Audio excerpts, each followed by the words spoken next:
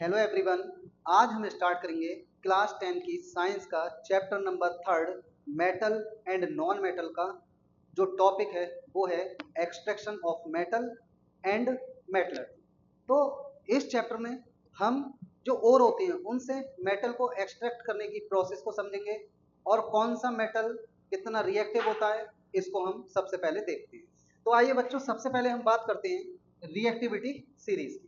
तो जैसा कि हम जानते हैं, जो रिएक्टिविटी सीरीज होती है उसके अंदर मेटल्स को अरेंज किया है उनकी रिएक्टिविटी के डिक्रीजिंग ऑर्डर में। एक बार इसको हम फिर देखते हैं। पहले जो वीडियो बनाई थी उसमें भी बता चुके हैं कि रिएक्टिविटी सीरीज क्या होती है। तो आइए रिएक्टिविटी सीरीज के बारे में डिस्कस करते हैं।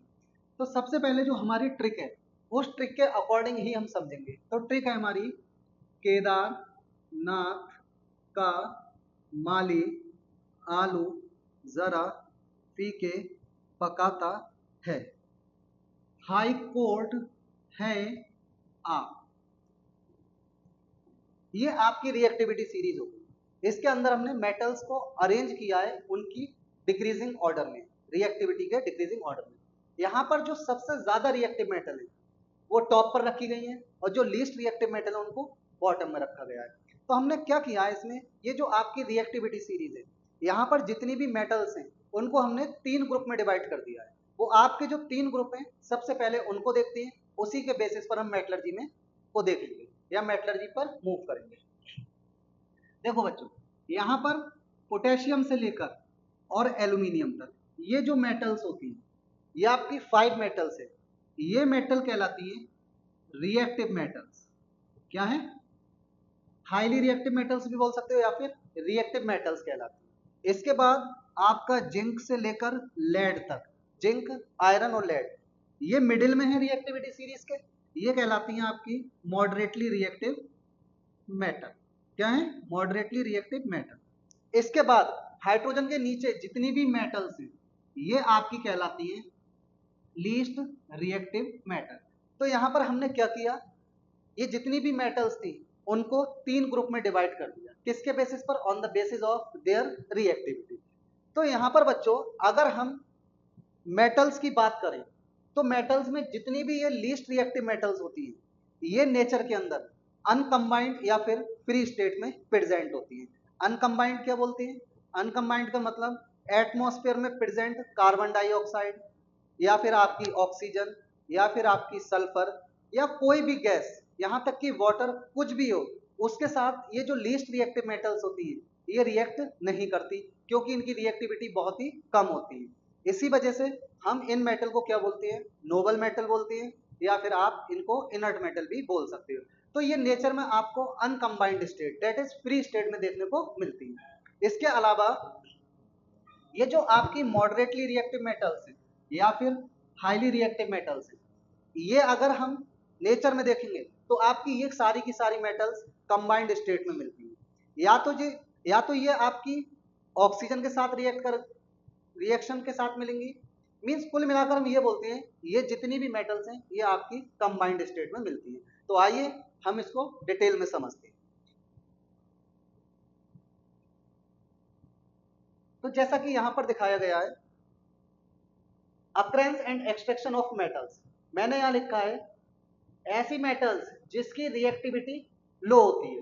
मींस ये क्या करते हैं, इनकी लिटिल एफिनिटी होती है। मींस ये रिएक्शन करते ही नहीं है किसी के साथ, ना तो ये एयर के साथ रिएक्ट करते, ना ही मॉइस्चर के साथ, ना ही कार्बन डाइऑक्साइड के साथ, ना ही अदर किसी नॉन मेटल के साथ।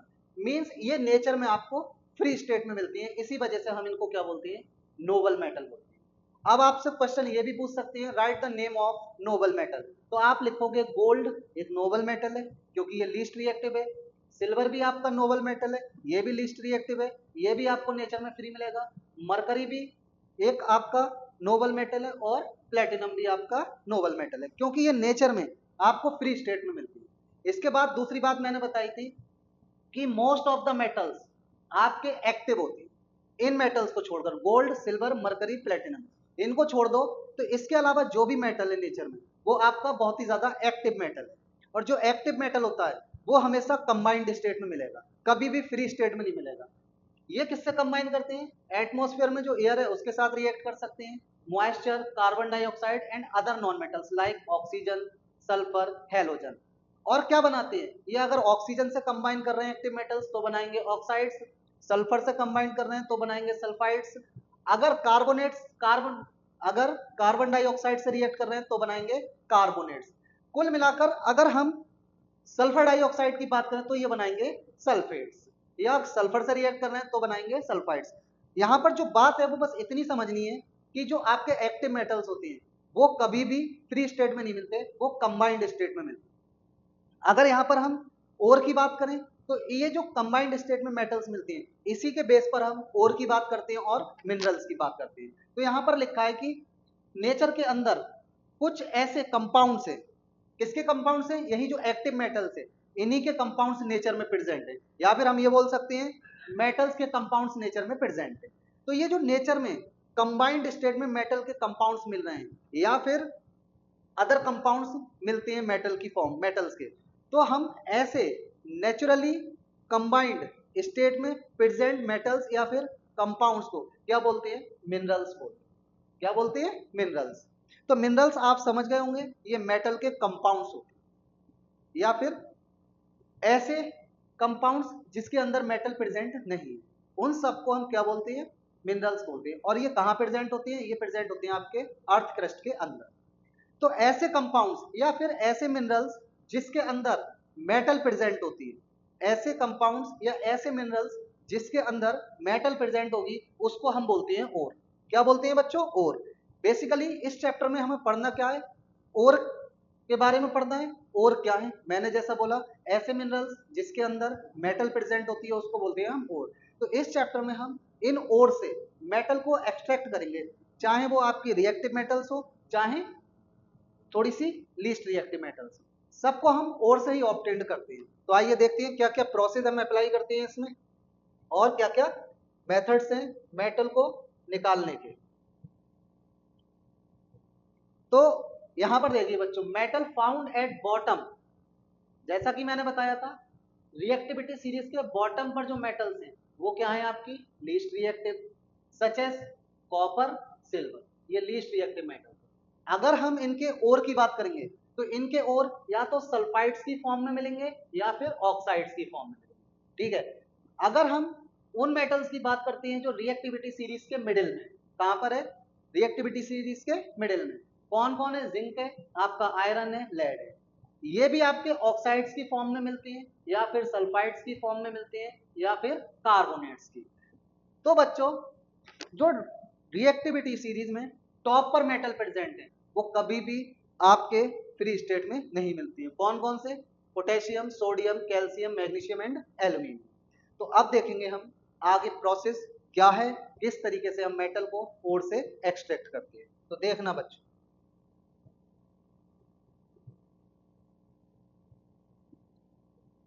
बहुत सिंपली इस फ्लो चार्ट से आपको समझना है कि कौन कौन से मेथड्स हम यूज करेंगे ओर से मेटल को एक्सट्रैक्ट करने के। ये मैं आपको बता चुका हूं कि आपकी जो मेटल्स हैं उनको हमने 3 कैटेगरीज में डिवाइड किया है रिएक्टिविटी सीरीज के अंदर। कौन कौन सी? Most reactive metal, medium reactive and least reactive metals. तो सुनना मेरी बात, इस फ्लो चार्ट को देख, हम क्या करते हैं? ओर लेकर आते हैं। जैसा कि मैंने बता दिया आपको, ओर क्या होते हैं? Minerals from which metal can be extracted. ऐसे मिनरल्स जिससे हम मेटल को एक्सट्रैक्ट करते हैं वो कहलाते हैं ओर। तो यहां पर हम फैक्ट्री के अंदर किसको लाएंगे? सबसे पहले ओर को लेकर आते हैं। ओर को लाने के बाद सबसे पहले हम इसको करेंगे ग्राइंडिंग, मींस इसका हम फाइन पाउडर बना देंगे। लेकिन रहेगा तो ये ओर ही। अब ओर किस फॉर्म में? पाउडर की फॉर्म। हमने इसको ग्राइंड कर दिया, ये अब भी ओर है। अब इस ओर का हम क्या करते हैं? इसके बाद कंसंट्रेशन मींस क्या होता है? आप इस ओर की साफ सफाई करोगे। क्या करोगे? साफ सफाई, कंसंट्रेशन ऑफ ओर। लेकिन साफ सफाई करने के बाद भी तो रहेगा ओर ही। तो हम अभी भी हमारे पास क्या है? ओर है।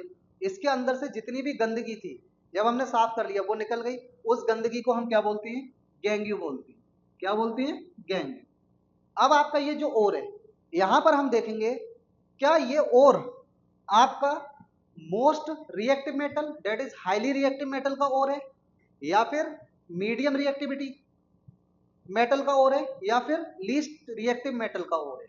आप क्या देखोगे यहाँ पर, इस ओर को देखोगे कि ये आपका ओर जो है, ये आपका ओर क्या मोस्ट रिएक्टिव मेटल का ओर है, या आपका मीडियम रिएक्टिविटी का ओर है, या फिर आपका लीस्ट रिएक्टिव मेटल का ओर है। तो इस तरीके से हम अलग अलग स्टेप फॉलो करेंगे। इसके बाद हम क्या करेंगे, जो आपकी हाईली रिएक्टिव मेटल्स हैं या फिर मोस्ट रिएक्टिव मेटल्स हैं, उनके ओर को हम रिड्यूस करते हैं डायरेक्ट। कौन सा मेथड इस्तेमाल करते हैं, हम यहाँ पर इस्तेमाल करते हैं इलेक्ट्रोलिटिक मेथड। दैट इज जो हाईली रिएक्टिव मेटल्स होती हैं, इनके ओर को हम मोल्टन स्टेट में लेकर उससे इलेक्ट्रिसिटी पास कराते हैं और प्योर मेटल को ऑब्टेन करते हैं। इसके बाद अगर हम उन मेटल्स की बात करें जो रिएक्टिविटी सीरीज के अंदर मिडिल में प्रेजेंट है, that is moderately reactive metals हैं, तो उनके और हमें या तो सल्फाइड्स की फॉर्म में मिलेंगे, किस फॉर्म में मिलती है, सल्फाइड्स की, या फिर हमें मिलेंगे कार्बोनेट्स की फॉर्म में। किसकी फॉर्म में, कार्बोनेट्स की। तो होता क्या है, ये जो सल्फाइड्स की फॉर्म में मिल रहे हैं या हमें कार्बोनेट्स की फॉर्म में और मिलेंगे, इन और को सबसे पहले हम कन्वर्ट करेंगे ऑक्साइड्स। किसमें कन्वर्ट करेंगे, ऑक्साइड्स में। जिस मेटल का और होगा उसी मेटल के करस्पॉन्डिंग ऑक्साइड में कन्वर्ट करते हैं। जब ये ऑक्साइड में बदल जाता है, ऑक्साइड में बदलने के बाद अभी भी इसके अंदर ऑक्सीजन प्रेजेंट होती है, तब हम इस्तेमाल करते हैं रिड्यूसिंग एजेंट। रिड्यूसिंग एजेंट क्या करता है, ये जो मेटल का ऑक्साइड हमें ऑब्टेंड हुआ था, इससे ऑक्सीजन को रिमूव कर देगा और हमें मेटल मिल जाएगी। अगर हम सल्फाइड के ओर से मेटल को एक्सट्रैक्ट कर रहे हैं, तो यहाँ पर हम क्या करेंगे, ये जो सल्फाइड का ओर है इसकी रोस्टिंग कराएंगे। मींस रोस्ट तो आप सब जानते हैं, उसी वे में यहाँ पर हम क्या कराएंगे, रोस्टिंग। सल्फाइड को ओर को स्ट्रांगली हीट करेंगे इन प्रेजेंस ऑफ ऑक्सीजन। जब आपने ऑक्सीजन की प्रेजेंस में हीट किया, ये करस्पॉन्डिंग मेटल के ऑक्साइड में बदल जाएगा। जब ये मेटल के ऑक्साइड में बदलेगा, फिर आप उसका रिडक्शन कराओगे, उससे आपको मेटल ऑब्टेन होगी। तो ऐसा हम किस में करते हैं, जो मेटल रिएक्टिविटी सीरीज के मिडिल में रखी है। अगर कार्बोनेट्स की फॉर्म में प्रेजेंट है, और कौन से वाले, और ऐसे मेटल जो आपके रिएक्टिविटी सीरीज के मिडिल में प्रेजेंट है, तो हम क्या करेंगे, सेम प्रोसेस अपनाएंगे। कार्बोनेट के फॉर्म में तो हम यहाँ पर कराएंगे कैल्सिनेशन। कैल्सिनेशन क्या होता है, कैल्सिनेशन में हम कार्बोनेट्स के ओर को हीट करते हैं in absence of oxygen of air. Means यहाँ पर ऑक्सीजन की प्रेजेंस में हीट नहीं करते, ऐसे ही हीट करते हैं। तो कैल्सिनेशन के बाद ये भी किस में बदल जाते हैं, ऑक्साइड्स में बदलते हैं। जब ये ऑक्साइड्स में बदलते हैं, फिर इनको भी हम रिड्यूस करते हैं और रिड्यूस करके मेटल ऑब्टेन कर लेते हैं। ऐसा ही हम किस में देखते हैं, जो लीस्ट रिएक्टिव मेटल है, दैट इज जो रिएक्टिविटी सीरीज के बॉटम में रखी है, वो भी मेटल्स के जो ओर हैं, मोस्टली तो नहीं, कुछ मेटल्स के ओर हमें सल्फाइड्स की फॉर्म में मिलती हैं। तो जब सल्फाइड्स की फॉर्म में मिलेंगे, तो हम क्या कराएंगे, as for sulphide as for roasting. मतलब रोस्टिंग में भी ऐसा आ रहा है, तो इस मेटल के जो ओर्स हैं उनकी हम रोस्टिंग कराते हैं। दैट इज हम क्या करते हैं, सल्फाइड के ओर्स को स्ट्रांगली हीट करेंगे इन प्रेजेंस ऑफ ऑक्सीजन और करस्पॉन्डिंग मेटल ऑक्साइड्स में कन्वर्ट कर देते हैं। उसके बाद रिडक्शन कराते हैं और आपको क्या मिल जाता है, मेटल ऑब्टेन हो जाता है। लेकिन जो आपकी हाईली रिएक्टिव मेटल्स हैं, इसके केस में हम कोई भी रिड्यूसिंग एजेंट यूज नहीं करते, क्योंकि हाईली रिएक्टिव मेटल्स की ऑक्सीजन के साथ बहुत स्ट्रांग बॉन्डिंग होती है, और इतनी ज्यादा स्ट्रांग बॉन्डिंग होने की वजह से हम कभी भी इसको किसी भी रिड्यूसिंग एजेंट से अलग नहीं कर सकते। लेकिन करते क्या है, हम यहाँ पर मेटल्स को हीट करते हैं स्ट्रांगली। तो वो जो स्ट्रांगली हीट कर रहे हैं, बहुत ज्यादा हीट की जरूरत पड़ती है, तो प्रोसेस क्या हो जाती है, एक्सपेंसिव हो जाती है। इसलिए हम क्या कराते हैं, इलेक्ट्रोलिटिक रिडक्शन कराते हैं। तो आप लोग इतना तो समझ गए होंगे कि ये जो ओर हैं, इनसे मेटल को किस तरीके से हम एक्सट्रैक्ट कर रहे हैं, अलग अलग रिएक्टिविटी की मेटल्स को। तो आइए सबसे पहले हम बच्चों देखते हैं आपका ऐसी मेटल्स जो आपकी टॉप पर प्रेजेंट है। कहां प्रेजेंट है, टॉप पर। तो ये जो टॉप पर मेटल प्रेजेंट है, इनको हम इनके ओर से किस तरीके से एक्सट्रैक्ट करते हैं, ये यहां पर देखेंगे। जैसा कि मैंने अभी बताया था कि सिंपल केमिकल रिडक्शन मेथड हम कभी भी यूज नहीं करते हैं इन मेटल को इनके ओर से एक्सट्रैक्ट करने के लिए। क्यों नहीं करते हैं, क्योंकि इन मेटल को जब आप इनके ओर से एक्सट्रैक्ट करोगे, तो आपको बहुत ज्यादा टेम्परेचर चाहिए होगा, और बहुत ज्यादा टेम्परेचर बढ़ाने के लिए आपको बहुत ज्यादा फ्यूल खर्च करना पड़ेगा। और जब आप बहुत ज्यादा फ्यूल खर्च करोगे, तो ये प्रोसेस बहुत ज्यादा एक्सपेंसिव हो जाएगी। इसलिए कभी भी हम इस मेथड का यूज नहीं करते। किसका मेथड का यूज करेंगे? हम इसका कराते हैं इलेक्ट्रोलिटिक रिडक्शन। अगर रिड्यूसिंग एजेंट का इस्तेमाल करोगे तो गड़बड़ हो जाएगा, क्योंकि जब आपको मेटल एक्सट्रैक्ट करनी है बहुत ज्यादा एक्सपेंसिव हो जाएगी, बहुत ज्यादा लेबर लगेगी, तो आपकी कॉस्ट बहुत ऊपर पहुंच जाएगी। जब कॉस्ट बहुत ऊपर पहुंच जाएगी तो आप ऐसे मेथड का क्यों इस्तेमाल करोगे जिसके अंदर आपको प्रॉफिट नहीं होगा। तो सबसे पहले हम देखेंगे कि अगर हम सोडियम क्लोराइड का जो ओर है, इससे हमें सोडियम मेटल को एक्सट्रैक्ट करना है तो कैसे एक्सट्रैक्ट करेंगे। एक बात और आप ध्यान रखना, जब भी हम हाईली रिएक्टिव मेटल्स या फिर ये जो टॉप पर आपकी मेटल्स प्रेजेंट है रिएक्टिविटी सीरीज के अंदर, इनको इनके ओर से निकालना है तो इनको आप हमेशा मोल्टन स्टेट में लोगे या फिर फ्यूज्ड स्टेट में लोगे, तभी हम इनसे मेटल को एक्सट्रैक्ट कर सकते हैं। क्योंकि अगर हम फ्यूज्ड स्टेट में नहीं लेंगे या मोल्टन स्टेट में नहीं लेंगे तो इनके पास फ्री आयंस नहीं होंगे और इसके अंदर इलेक्ट्रिसिटी कंडक्ट नहीं होगी। इसलिए कभी भी इन मेटल को एक्सट्रैक्ट करना है इनके ओर से तो आप क्या करोगे, इन मेटल्स के ओर को मोल्टन स्टेट में लोगे। तो आइए सबसे पहले हम देखते हैं सोडियम क्लोराइड से कैसे हम सोडियम मेटल को एक्सट्रैक्ट करते हैं। उसके बाद आप कैल्शियम को भी उसी मेथड से एक्सट्रैक्ट कर सकते हो उसके ओर से, एल्यूमिनियम को भी एक्सट्रैक्ट कर सकते हो, लेकिन यहाँ पर हम किसको समझते हैं, सोडियम क्लोराइड ओर के बारे में समझते हैं और इससे कैसे हम सोडियम मेटल को एक्सट्रैक्ट करते हैं। सुनना बच्चों, हमने क्या लिया, एक बीकर लेते, एक बीकर लिया या कोई भी वेसल ले ली, ठीक। इस वेसल के अंदर हमने फिल कर दिया आपका सोडियम क्लोराइड। क्या फिल कर दिया, सोडियम क्लोराइड। किस स्टेट में, मोल्टन स्टेट में। इसमें हमने फिल कर दिया सोडियम क्लोराइड मोल्टन स्टेट में। जब आपने मोल्टन स्टेट में फिल किया तो ये जो सोडियम क्लोराइड था ये प्रेजेंट है आपका Na+ और Cl- आयन के फॉर्म। इसके बाद हम क्या करते हैं, दो इलेक्ट्रोड्स लेते हैं। एक इलेक्ट्रोड होता है आपका एनोड जो कि कैसा होता है, पॉजिटिव, और एक इलेक्ट्रोड होता है आपका कैथोड जो कि कैसा होता है, नेगेटिव। ये सेटअप है आपका। अब हम क्या करते हैं, इन दोनों इलेक्ट्रोड्स को किससे ज्वाइन कर देते हैं, एक शेल लगा देते हैं, क्योंकि शेल इसके बीच पोटेंशियल डिफरेंस को मेंटेन रखता है। तो जैसे ही हमने शेल लगाया तो हमने देखा कि इधर करंट फ्लो होने लगा। जब इधर करंट फ्लो होगा तो होगा क्या, इलेक्ट्रॉन्स इसकी अपोजिट डायरेक्शन में मूव करेंगे। जब इलेक्ट्रॉन आपके एनोड से कैथोड की तरफ जाएंगे तो बहुत गौर से सुनना, इलेक्ट्रॉन जहां पर ऐड होती है, इलेक्ट्रॉन जहां पर ऐड होती है एक तरीके से, that is addition of electron, क्या कहलाता है, रिडक्शन। तो रिडक्शन आपका कहां होगा, कैथोड पर। कहां से जा रहे हैं, एनोड से जा रहे हैं, इसका मतलब एनोड पर आपका क्या होगा, आपका होगा ऑक्सीडेशन।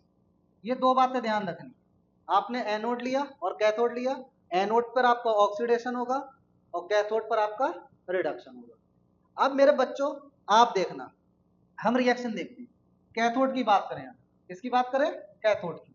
तो कैथोड पर क्या होता है, ये जो आपका सोडियम होता है कैथोड, ये सोडियम मेटल जो इलेक्ट्रॉन्स जा रहे हैं एनोड से कैथोड की तरफ, ये आपके ऐड हो जाएंगे सोडियम मेटल के साथ। कितने इलेक्ट्रॉन्स ऐड कर रहा हूं मैं, 2 इलेक्ट्रॉन, क्योंकि मैं बैलेंस इक्वेशन लिखूंगा। यहां पर लेंगे हम 2 सोडियम आयन, तो ये दोनों इलेक्ट्रॉन्स सोडियम आयन से अटैच हुए, ऐड हुए, तो क्या बन जाएगा, सोडियम। तो सोडियम मेटल हमें कहां ऑब्टेंड हो रही है, आपकी कैथोड पर। कहां ऑब्टेंड होगी, कैथोड पर आपको मिलेगा सोडियम। और ये जो क्लोरीन है इसकी रिएक्शन आपको एनोड पे देखने को मिलेगी, क्योंकि क्लोरीन नेगेटिव है, एनोड आपका पॉजिटिव है, तो ये क्लोरीन का जो आयन है, क्लोराइड आयन, ये किधर आएगा, एनोड की तरफ।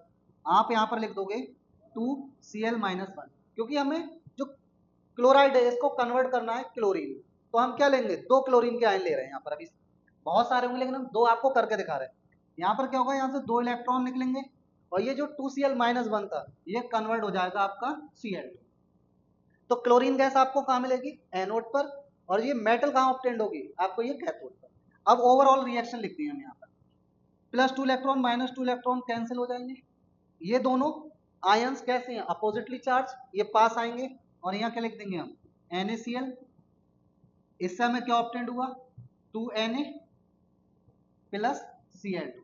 इस तरीके से हम सोडियम मेटल को ऑब्टेंड करते हैं इलेक्ट्रोलिटिक रिडक्शन। तो ध्यान रखना, इसी तरीके से हम पोटेशियम क्लोराइड या फिर potassium oxide, aluminium oxide, magnesium oxide, ये जो ओर्स हैं इनसे भी हम मेटल को एक्सट्रैक्ट कर सकते हैं।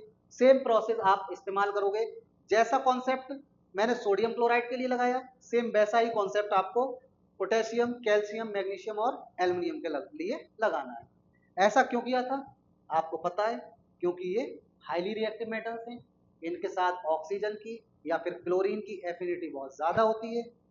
ऑक्सीजन को या क्लोरीन को इनसे हटाने के लिए आप किसी भी रिड्यूसिंग एजेंट का यूज नहीं कर सकते, क्योंकि कोई भी रिड्यूसिंग एजेंट इसको नॉर्मली नहीं हटा सकता। अगर आप हीट करके हटवाओगे तो प्रोसेस बहुत ज़्यादा एक्सपेंसिव हो जाएगी, जब बहुत ज़्यादा एक्सपेंसिव हो जाएगी तो प्रॉफिट नहीं होगा। इसलिए हम कभी भी इस इन ये जो ओर होती है इन्हें कभी भी हम ऑक्साइड्स में बदलकर फिर उनसे मेटल ऑब्टेन करने की प्रोसेस इस्तेमाल नहीं करते। अब बच्चों हम देखेंगे मेटल्स जो प्रेजेंट है आपकी middle of the activity series. ये जो मेटल्स हैं, जैसा कि मैंने बताया था, जो मिडिल में मेटल प्रेजेंट है या तो उनके ओर सल्फाइड्स की फॉर्म में प्रेजेंट है। किस फॉर्म में? सल्फाइड्स की फॉर्म में। फॉर एग्जांपल जैसे मैं बात करूं जिंक सल्फाइड, ये जो जिंक सल्फाइड है ये जिंक का ओर है, या फिर इन मेटल्स के ओर कार्बोनेट की फॉर्म में प्रेजेंट है। किस फॉर्म में? कार्बोनेट। जैसा कि आपको बताते हैं जिंक कार्बोनेट या फिर मैग्नीशियम कार्बोनेट, इन दो फॉर्म में ही मिलते हैं जो मिडिल में मेटल प्रेजेंट है रिएक्टिविटी सीरीज के। कौन कौन सी? Zinc, iron, lead, copper.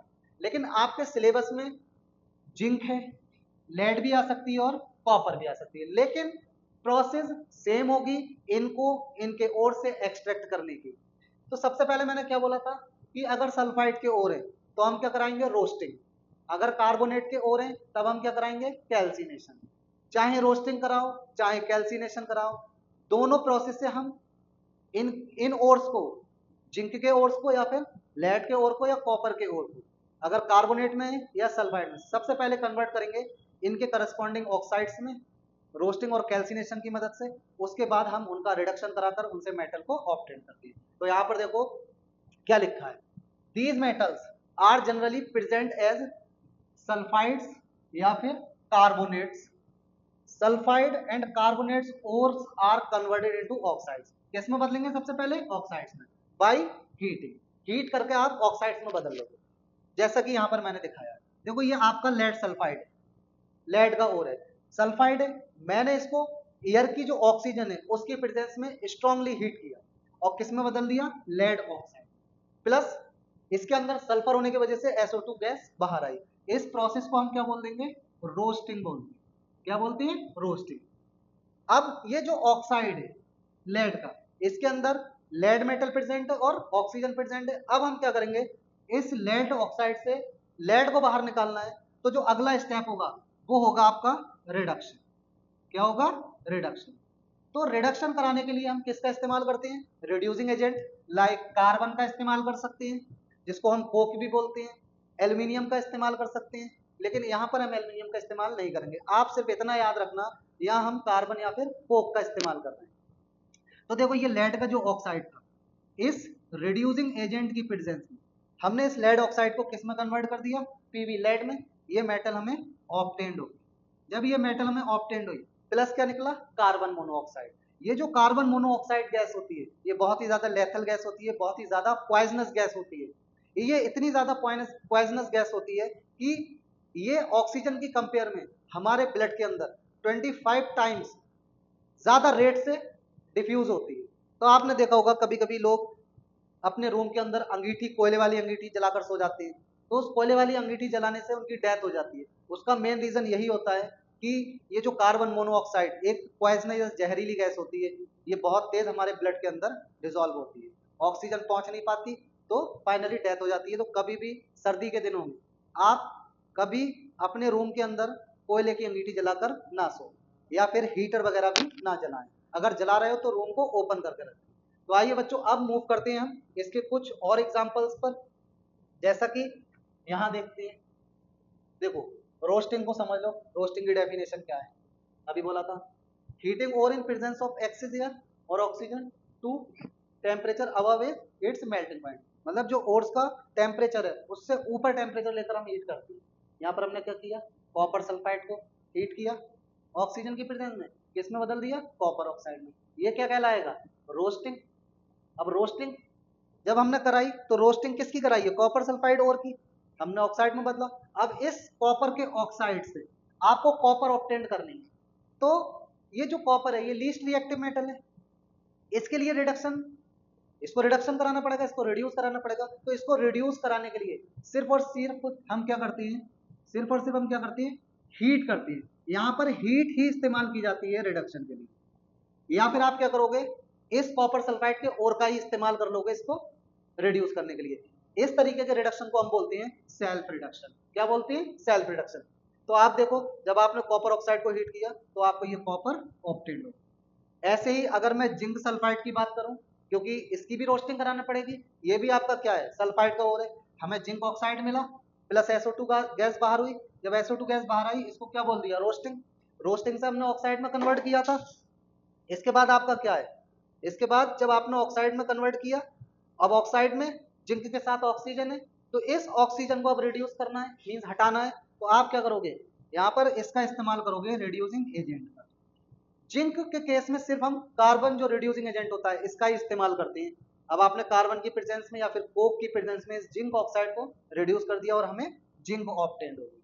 तो ये आपकी रोस्टिंग, समझ गए। यही स्टेप मैंने उस फ्लो चार्ट में दिखाए हैं, आपको यही स्टेप फॉलो करना है।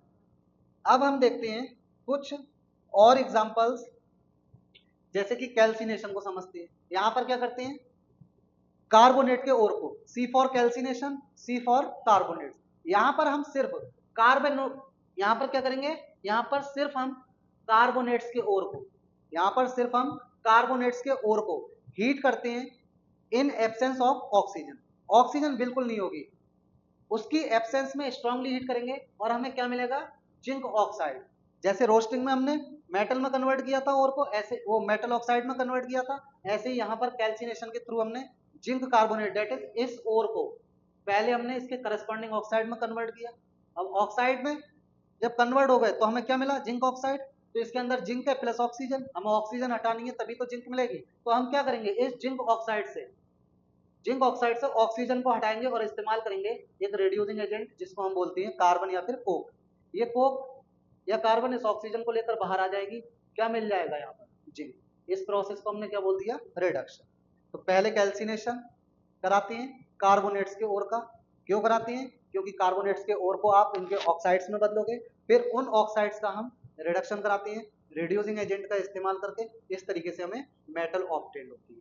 ये बहुत ही ज्यादा इंपॉर्टेंट एक प्रोसेस है, थर्माइट प्रोसेस।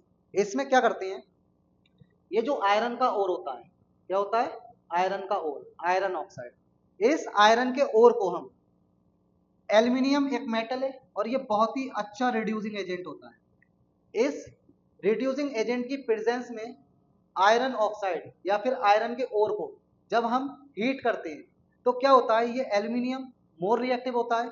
ये क्या करेगा, इस आयरन के ऑक्साइड से आयरन को हटा देगा, आयरन को हटा देगा और हमें क्या मिलेगा, एल्यूमिनियम ऑक्साइड मिलता है। प्लस ये जो Fe हटा था, ये Fe आपको मिलेगा मोल्टन स्टेट। किसमें, मोल्टन स्टेट में। क्यों मिलता है मोल्टन स्टेट में, क्योंकि जब आप आयरन ऑक्साइड में या फिर आयरन के ओर में एल्यूमिनियम को डालोगे तो यहाँ पर हाईली एक्सोथर्मिक रिएक्शन होती है, बहुत ज्यादा हीट इवॉल्व होती है। जब बहुत ज्यादा हीट इवॉल्व होगी तो इस हीट की वजह से ये आयरन जो मिलता है वो मोल्टन स्टेट में मिलता है। और इस मोल्टन आयरन का इस्तेमाल हम, जो आपका रेलवे ट्रैक क्रैक हो जाते हैं उनको ज्वाइन करने के लिए करते हैं, या फिर बड़ी बड़ी मशीन्स के पार्ट में क्रैक्स आ जाते हैं उनको ज्वाइन करने के लिए करते हैं। एक तरीके से ये आपकी डिस्प्लेसमेंट रिएक्शन भी है और दूसरे तरीके से ये आपकी एक रिडॉक्स रिएक्शन भी है। लेकिन इस प्रोसेस का, ये जो प्रोसेस हो रही है यहाँ पर, इस प्रोसेस को हम बोलते हैं थर्माइट प्रोसेस। ये बहुत ही इंपॉर्टेंट प्रोसेस है एग्जाम पॉइंट ऑफ व्यू से। अब हम देखेंगे आगे जो है हमारा extraction of metal bottom of the reactivity series. Mean जो बिल्कुल बॉटम है, कहां पर प्रेजेंट है, बॉटम। इसके अंदर जो सबसे ज्यादा इंपॉर्टेंट है वो है आपका मरकरी का ओर। किसका ओर, ये जो आपकी मरकरी, HGS। ये जो मरकरी का ओर होता है इसको हम बोलते हैं सिनेवा। क्या बोलते हैं, सिनेवा। ये जो मरकरी का ओर है, फिर सुन लो, ये बहुत ही इंपॉर्टेंट है, इसको बोलते हैं हम सिनेवा। लेकिन इस मरकरी के ओर में आपको सल्फर दिख रही है, मींस ये भी क्या है, आपका सल्फाइड का ओर है। और जो भी सल्फाइड का ओर होता है उसकी हम कराते हैं रोस्टिंग। रोस्टिंग मींस उस ओर को हम हीट करते हैं strongly in presence of oxygen of air. फिर क्या होता है, वो कन्वर्ट हो जाती है करस्पॉन्डिंग ऑक्साइड में। जैसे कि पहले HGS था मर्क्यूरस सल्फाइड, अब किस में बदल गया, मर्क्यूरस ऑक्साइड में। तो यहाँ पर ये जो HGO है मींस हमने क्या करा दी, रोस्टिंग करा दी।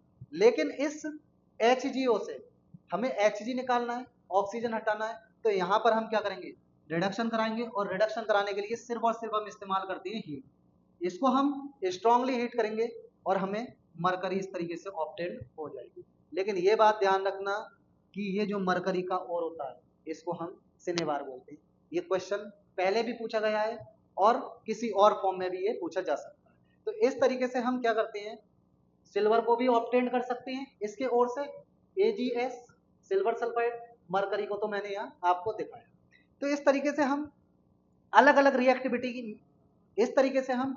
रिएक्टिविटी की मेटल्स को उनके ओर से एक्सट्रैक्ट करते हैं, अलग अलग मेथड का इस्तेमाल करते हैं, तब जाकर हमें मेटल्स ऑब्टेंड होती है। अगर आपको प्योर मेटल ऑब्टेंड करना है तो ये जो मेटल ऑब्टेंड हुई थी इसकी आप रिफाइनिंग कराओगे, रिफाइन कराने के बाद ही हमें प्योर मेटल ऑब्टेंड होती है। तो आइए अब देखते हैं हम रिफाइनिंग ऑफ कॉपर।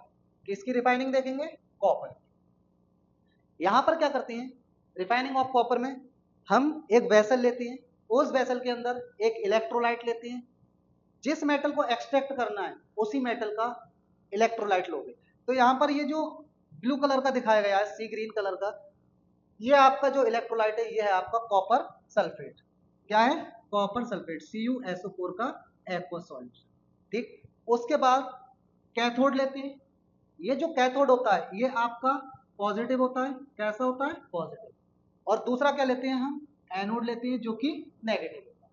ये दोनों हमने ले लिए। जब हमने कैथोड और एनोड ले लिया उसके बाद हम क्या करते हैं, कैथोड और एनोड को एक शेल के थ्रू जोड़ देते हैं या फिर बैटरी के थ्रू जोड़ देते हैं।